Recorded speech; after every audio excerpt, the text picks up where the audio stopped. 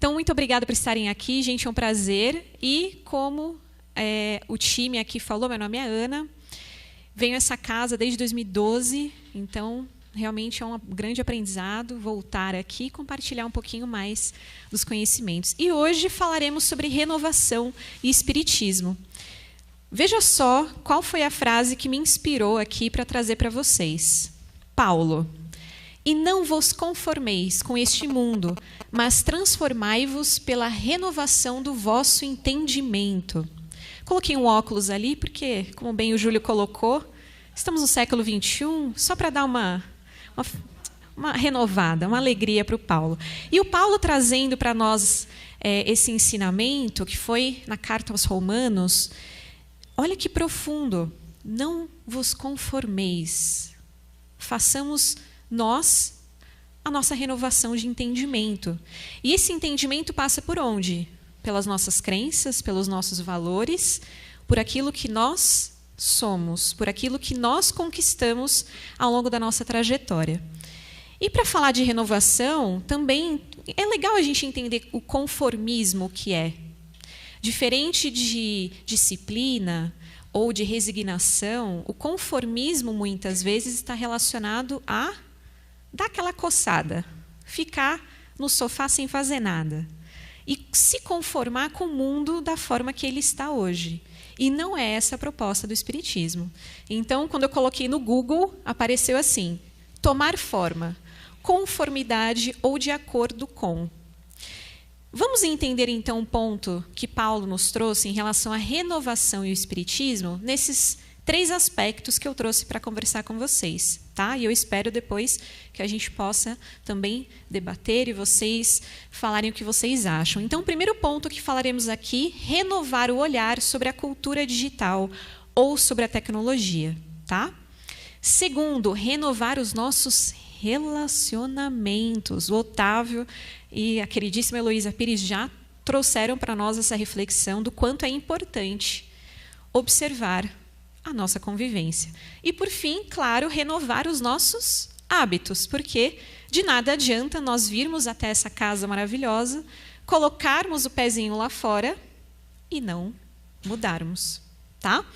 Então, vamos para o primeiro, renovar o olhar sobre a cultura digital. Olha só essa frase, gente. Antes da frase, melhor contar essa história. Jesus. Quem aqui acredita que Jesus já se utilizava das redes sociais na época dele? Levanta a mão. Quem acredita que ele já usava redes sociais? Tá, ótimo. É isso aí, tem que discordar mesmo. Metade falou sim, metade falou não. Gente, e se eu falar para vocês que Jesus já se utilizava de redes sociais?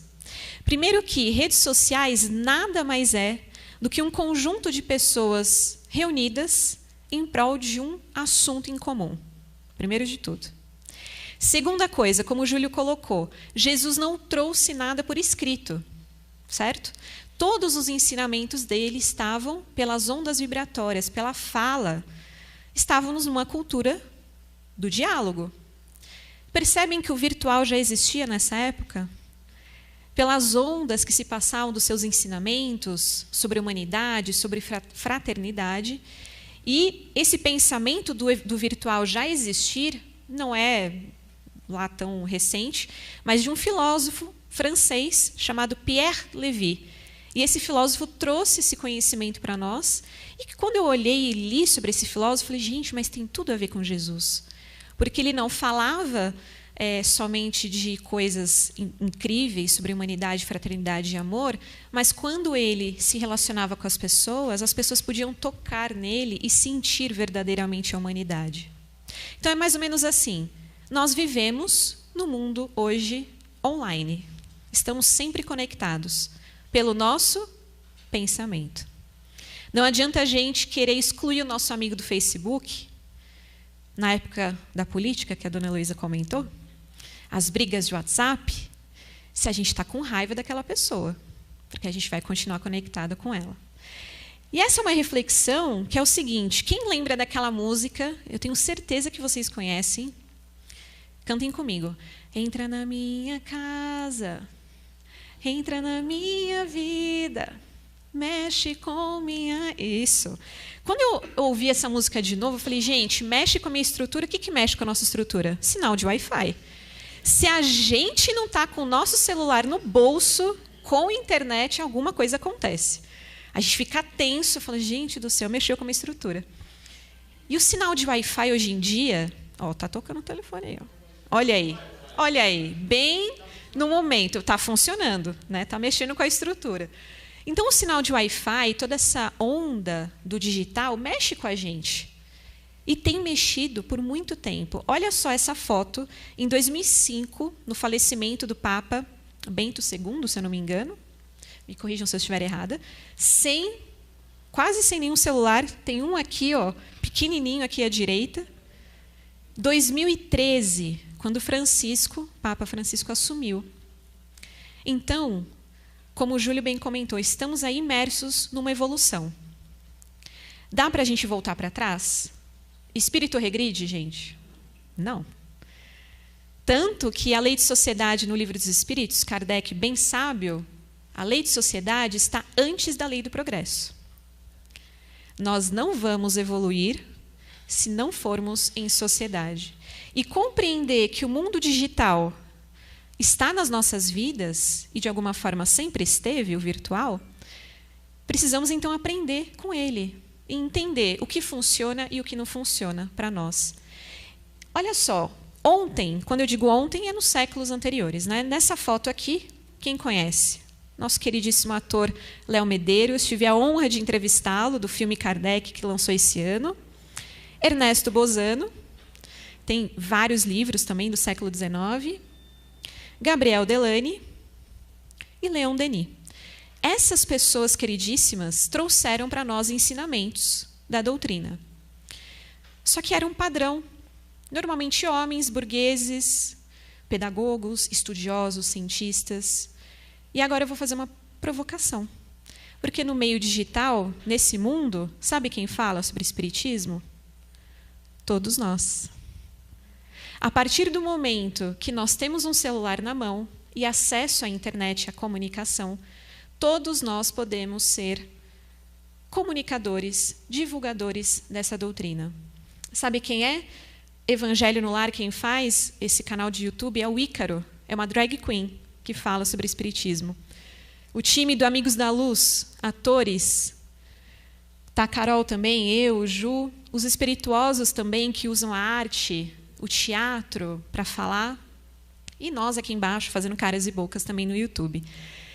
A provocação, na verdade, é um convite para nós abrirmos os nossos olhos e o nosso coração para ouvir quem é diferente da gente e abrir espaço para pessoas que vão talvez pensar de maneiras diferentes de nós.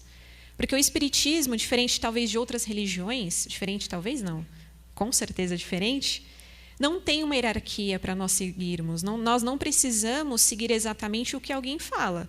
Precisamos estar abertos a um pensamento crítico, com certeza, como Kardec nos colocou, mas também precisamos nos observar. O quanto nós estamos nos abrindo para nos renovar os nossos pensamentos antigos, né? Tem uma frase de um livro que eu li recentemente que é maravilhoso. O primeiro livro de Chico Xavier, Parnaso de Além Túmulo. E tem um poema ali de uma frase, é uma frase simples. A força cósmica é a fonte máter dos conhecimentos. A força cósmica é a fonte máter dos conhecimentos. E quando pensamos sobre isso, o quanto Deus nos traz a verdade, essa verdade espiritual o tempo todo, nós estamos imersos nessa realidade, dessa nossa cultura. E se Ele tem esses conhecimentos para nós, o quanto nós estamos também aí disponíveis para aprender uns com os outros, não é? Seguindo, renovar os relacionamentos. E todos os relacionamentos aqui, tá? Marido, mulher, amigos, família, colegas de trabalho. Olha só essa pesquisa que eu achei, gente, e é tão interessante essa pesquisa. Tem tantas pesquisas acontecendo no mundo afora, mas essa me chamou a atenção. Olha só por quê. De Harvard, é uma pesquisa que acontece há quase 80 anos, essa pesquisa, sobre a importância da felicidade. Como ser feliz? E nós entendemos né, no movimento espírita, e nós como espíritas que somos, que a felicidade não é deste mundo. E a pesquisa de Harvard trouxe para nós, há quase 80 anos, estudando pessoas de diferentes idades, diferentes momentos de vida. Então, teve pessoas que já faleceram no processo, casaram, descasaram, separaram, mudaram de casa, e eles fizeram uma pesquisa profunda sobre isso. Olha a frase do pesquisador, desse diretor, que é o Robert, fala o seguinte: o que descobrimos é que, no caso das pessoas mais satisfeitas em seus relacionamentos, são mais conectadas uns com os outros. Seu corpo e cérebro permanecem saudáveis por mais tempo. O que a ciência está nos dizendo? Precisamos aprender a conviver uns com os outros. Tá vendo? Ó, já senti um toquezinho aqui, ó. Tá vendo, né? Tá vendo a louça, né? Já entendi. Os dois, sempre os dois. O convite é sempre para os dois. Mas olha que interessante, a ciência nos trazendo informações daquilo que Jesus já trouxe para nós. Amar ao próximo como a si mesmo. E o processo de os outros só acontece quando nós nos abrirmos para nos entender. É fato. Um exemplo. Minha mãe provavelmente vai assistir a gente depois. Adolescente rebelde. Sim, fui. Por volta dos 20 e poucos anos, aquela vontade de sair de casa, de ir morar com o Ju. Um ano falando, mãe, ano que vem vou morar junto com o Ju. Não, imagina, não, você vai ficar aqui. E aquele confronto, aquela coisa. Mas eu entendi, é minha mãe, ela vai querer que eu fique perto dela sempre. Só que a construção de um bom relacionamento comigo e com a minha mãe aconteceu quando eu saí de casa. Natural. Por quê? Porque eu comecei a aprender a lidar comigo também, com as minhas questões, com os meus conflitos. Não era minha mãe a culpada de várias questões. Eu também estava me percebendo uma pessoa que não era tão fácil de lidar, né? Então é interessante pensarmos nisso. Quando nós mudamos, isso está na questão 919 do Livro dos Espíritos, que Santo Agostinho nos traz essa reflexão, que é a importância de nós nos conhecermos. Como evoluir? Como entender? Como melhorar os nossos erros? Conhecendo a nós mesmos. Então, sobre relacionamento, muitas vezes, durante o dia, vamos fazer uma reflexão. Quantas vezes nós queremos ser amados, aceitos, reconhecidos, mas nós não criamos um ambiente favorável e nós não somos amáveis também uns com os outros? E sobre esse assunto, empatia e simpatia, duas palavrinhas que estão em moda, o que é ótimo, mas será que a gente entende o real conceito dela? E aí podemos dizer aqui que a empatia pode ser indulgência também, porque no Evangelho segundo o Espiritismo, no capítulo 7, Perfeitos, o real sentido ali, né, de ser espírita também é a sua transformação moral, o esforço que nós colocamos, mas também a empatia, ser indulgente com os erros alheios, se colocar no lugar do outro. E é difícil, não é? E a simpatia, muitas vezes, a gente confunde também, porque imagina só, nós vamos para um restaurante, queremos ser atendidos por um garçom, uma garçonete simpática, não precisa ser empática com a gente. Ela não precisa sentar do nosso lado e falar, conta aí, como foi o trabalho? Você está com uma carinha, você não quer conversar? A gente precisa de um garçom que nos atenda assim. Simpatia já resolve. Oi, tudo bem? Olha, aqui está o cardápio para você, tem algumas indicações, está ótimo. Só que no dia a dia a gente se confunde. E tem um conceito também de um psicólogo incrível chamado Marshall Rosenberg, que ele cunhou uma forma, uma metodologia de se relacionar uns com os outros, que é a comunicação não violenta. E está tão conectado com o Espiritismo e Jesus. Também no Evangelho segundo o Espiritismo tem um capítulo que fala do bem-aventurados os mansos e os pacíficos, de que ele, obviamente, condena todo tipo de violência e toda a expressão descortês que temos uns com os outros. E sobre a expressão descortês, eu peguei desse livro, Comunicação Não Violenta, do Marshall, que é um psicólogo, sobre algumas das coisinhas que muitas vezes nós fazemos durante o nosso dia. Então, alguém vem conversar com a gente, desabafar, e aí a gente vai competir pela dor. Então, você chega no trabalho, ai, menina, nossa, ontem eu fiquei com uma dor de cabeça, e eu que estou com enxaqueca a semana toda? Aí pronto. Vocês começam a competir pela dor, você não escuta a sua amiga, aí você começa a falar da sua enxaqueca, as duas ficam com aquela cara, ninguém se entende, cada uma vai para um lado. Já aconteceu isso com vocês ou só comigo? Educar, dar pitaco, aconselhar. Precisamos tomar cuidado com isso também. Falamos tanto sobre caridade moral, de ouvir ao outro, só que muitas vezes nós damos pitacos da vida alheia. Nós damos feedbacks não solicitados. Ai, menino, por que você está usando essa roupa? Não faz sentido. Alguém pediu opinião? E aí a gente fala o que a gente quer, o que a gente imagina, a nossa opinião, sendo que não foi solicitada. Então precisamos tomar cuidado também de dar esses tais pitacos na vida dos outros. Consolar, ter dó, sentimento de pena. Muitas pessoas confundem esse sentimento com compaixão. Ter compaixão não é sentir pena. Ter compaixão é olhar para o outro entendendo que a dor do mundo existe, que o sofrimento existe, mas que nós estamos nos conectando pela humanidade que nós temos. Então, nós não olhamos de cima para baixo, nós olhamos como um igual. Então, alguém vem dividir que vai, não sei, aconteceu um luto na família, né? Então alguém desencarnou, e nós espíritas somos mestres nisso. Não, mas a vida continua bem, não tem problema. Deixa a pessoa sentir a dor dela, acolha ela. Acontece, sim, a vida continua, mas naquele momento talvez a pessoa precisava falar. Contar uma história ao invés de ouvir, a gente faz isso também. Alguém vem contar para você alguma coisa, puxa vida, minha filha me contou que uma amiga, acho que ela se descobriu lésbica. Nossa, mas olha, minha tia falou para mim que naquela escola tem muita gente. E aí começa a contar uma história que talvez a mãe, por não saber lidar com a filha que se descobriu lésbica ou qualquer outra coisa parecida, como é que ela vai lidar com isso? Escute, ouça, estamos no momento de ouvir. Encerrar a conversa, falar que vai passar, que é o tal do a vida continua. Relaxa, imagina, está tudo bem.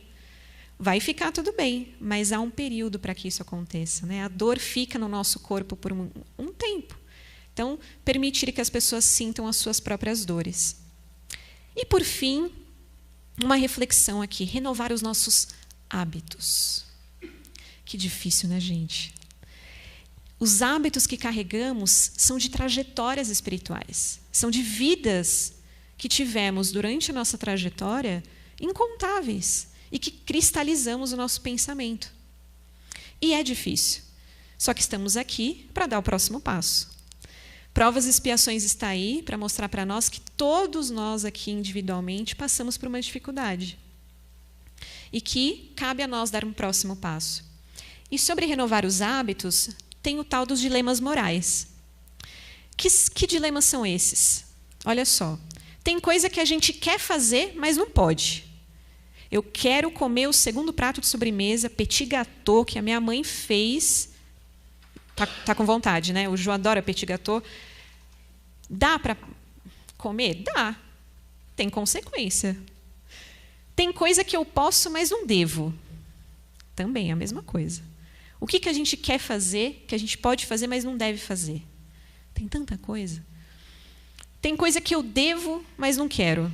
Eita, nós. Tenho que estudar mais cedo, tenho que acordar mais cedo, tenho que ler um livro. Sim, tem que, como a dona Heloísa falou, temos que nos colocar também em prol de um mundo melhor, tendo conhecimento, absorvendo conhecimento. Só que muitas vezes nós não temos a famosa disciplina que Emmanuel nos traz. E esses dilemas morais têm muito a ver com uma frase do Pão Nosso aqui de Emmanuel, que ele ficou lado a lado com Santo Agostinho também, porque essa frase aqui dele tem uma dica no Livro dos Espíritos dessa mesma maneira. Olha só. Eis porque no balanço das atividades de cada dia, os discípulos deverão interrogar a si mesmos. Este é o objetivo da doutrina espírita. Nós nos interrogarmos todos os dias o que estamos fazendo de bom, o que eu conquistei, o que eu posso melhorar.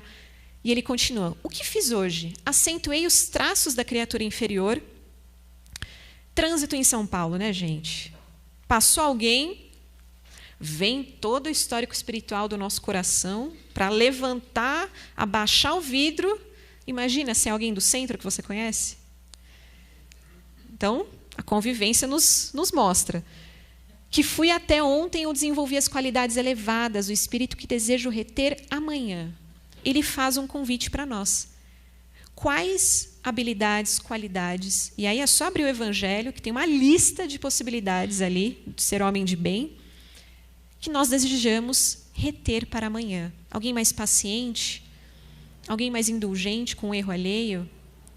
E o Haroldo costuma falar muito isso nas suas palestras, que a tal da história do avião, de colocar a máscara primeiro em nós, antes de colocar no nosso amigo. Isso não tem nada de egoísta. Isso tem de nos alimentarmos do espírito, de boas ações, de compreendermos também a nossa responsabilidade de cuidar de nós.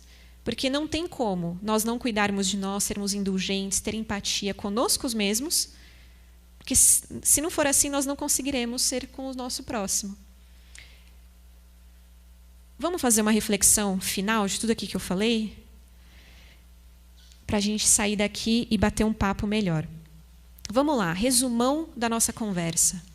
Vamos ir além dos nossos amigos do Facebook. Sabe por quê? A gente coloca no Facebook, no grupo de WhatsApp, quem a gente gosta.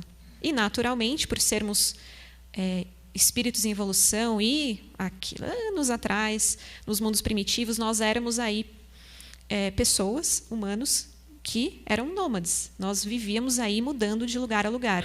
Éramos gregários, né? Precisamos, então, encontrar pessoas que pensam diferente de nós. Vamos pensar o seguinte: quantas pessoas hoje têm amigos que têm orientações sexuais diferentes da nossa? Negros, mulheres negras. Vamos olhar um pouquinho para o mundo e entender que tem pontos de vista diferentes. A nossa trajetória tem um jeito de ser, uma reflexão de ser, e nossas opiniões são traçadas também por causa disso. Então, vamos ir além dos nossos amigos, da nossa roda de conversa. É importante a gente começar a aprender também a ouvir pessoas de lugares diferentes. Segundo, uma cultura do diálogo, que é importante. Cultura do diálogo fraterno e regenerador. Então, vamos evitar utilizar generalizações. E todo espírita toda pessoa que vota em fulano de tal é tal pessoa. Essas generalizações criam cristalizações em nós. Muitas vezes pensamos, cristalizamos, rotulamos alguém e nós perdemos a possibilidade de nos relacionarmos. No Livro dos Espíritos, na questão 390, quando eu olhei essa pergunta, eu falei, não é possível que Kardec falou de ranço, falou daquele santo que não bate.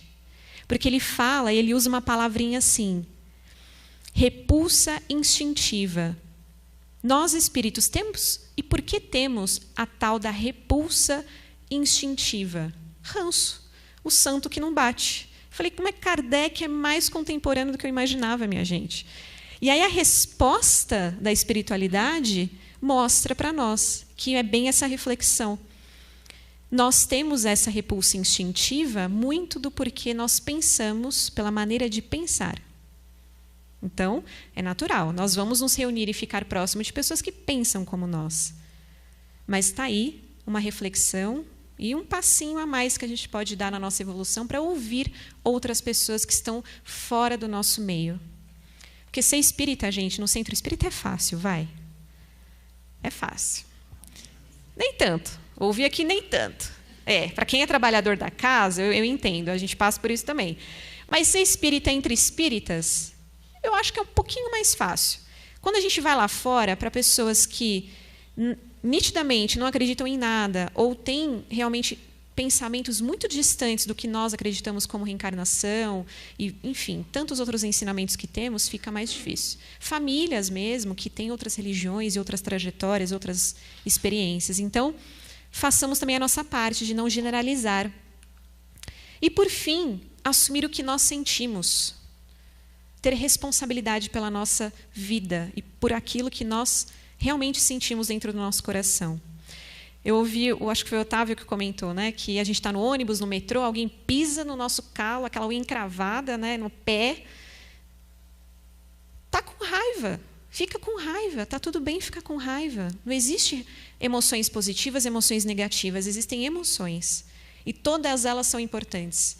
O tal do filme Divertidamente, quem assistiu aqui, é uma animação maravilhosa, é uma aula de psicologia, em que tem as 5 emoções principais e a raiva faz parte disso, a tristeza igualmente. Então, tomar cuidado de não colocar também a culpa no outro. Ah, você fez isso comigo e eu fiquei brava. Não. Talvez para você o importante era a pessoa se comunicar melhor com você. Poxa, para mim era muito importante você ter me ligado ontem. Eu fiquei te esperando. Era importante conversar com você. A pessoa não causou a raiva em nós. É que algo em nós, o valor que foi ferido em nós, era importante. Então, tenhamos mais clareza do que sentimos, das nossas emoções, nos perceber todos os dias. E Joana de Ângeles, na sua série psicológica incrível, traz para nós, tem Homem Integral, que eu acho um livro fantástico, que eu li recentemente, e ela fala muito sobre essa perspectiva de um mundo novo a partir da nossa reflexão interior, da nossa reforma íntima, que é uma palavrinha que fica aí, né, na nossa vida, no nosso ouvido, e que é importante a gente colocar em prática. Portanto, gente, só para finalizar, esse livro da Joana, que é uma frase fantástica, que ela diz o seguinte: a mudança dos hábitos mórbidos e da acomodação emocional contribui para a renovação e a alegria de viver, proporcionando satisfações indescritíveis que fazem parte do progresso existencial. O fato é, os perrengues que a gente vivencia aqui, é difícil? É difícil. Dá para mudar? Dá. Se a gente começar a perceber que nós somos capazes de transformar e fazer essa mudança acontecer, e que não depende do outro. Não adianta a gente vir aqui na casa e ouvir palestra e falar, puxa, meu marido devia estar aqui, que essa palestra foi para ele. Minha mãe devia estar ouvindo isso. De jeito nenhum. A palestra é para a gente, a leitura é para a gente. Ou no Evangelho no Lar que acontece isso, né? A gente abre a página, puxa vida, ó, viu? Caiu para você, hein? Aí fica assim no Evangelho no Lar, batendo um para o outro. De maneira nenhuma, o que a gente escuta, o que a gente faz, é para nós mesmos. Portanto, que tenhamos aí clareza das nossas vidas. Eu coloquei um Jesus feliz, convidando a gente para essa mudança, para essa renovação espiritual, porque realmente cabe a nós aí nos enxergarmos como construtores da regeneração. E começa dentro de cada um de nós. Muito obrigada, gente.